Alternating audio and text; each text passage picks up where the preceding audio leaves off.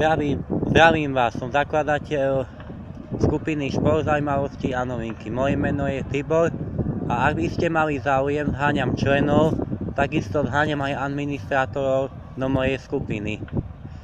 Táto skupina pôsobí, je to napríklad o všelijakom športe, o autách, o motorkách, o rally, o hokeji, o fotbale, o gulečíku, proste o akokoľvek športe, prestupy hráčov, prestupy tímov, proste čohokoľvek, o čo si dokážete predstaviť.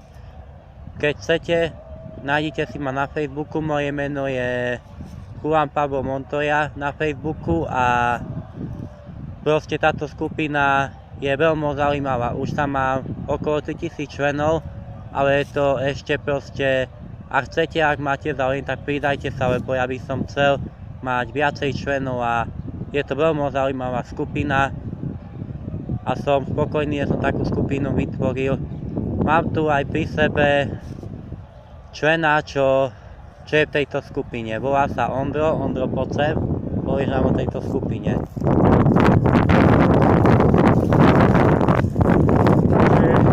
Tá skupina to je proste super, je tam všetko o športe, o celosvetovom športe, hokej a ešte iné podobné veci. Sú tam aj výsledky hokejov, ako hrajú hráči, do akého klubu a kde kedy prestupujú. Proste je to fantastické, ľudia. Pridajte sa do tejto skupiny, naozaj sa to vyplatí, bude to super, pretože čím viacej členov získame, tým to bude lepšie.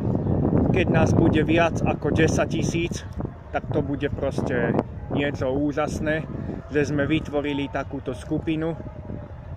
A keď som to robil s kamarátom, bolo to niečo perfektné, že sme toto mali. Mali sme takú možnosť vytvoriť skupinu o športe a je to proste super. Takže ďakujem. Takže počuli ste, čo povedal teraz môj kamarát Ondro, spoluzakladateľ skupiny, že je to vynikajúce, tak neváhajte a pridajte sa.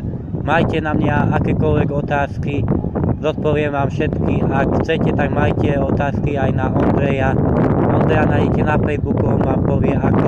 Poďme si na chvíľu, Ondro. Na Facebooku má meno Ondrej Riči. Takže tak ho nájdete pod menom Ondrej Riči.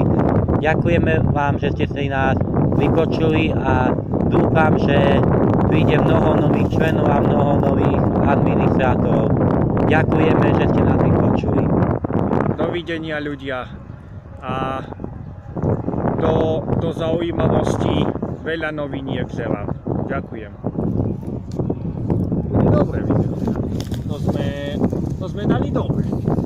Ne?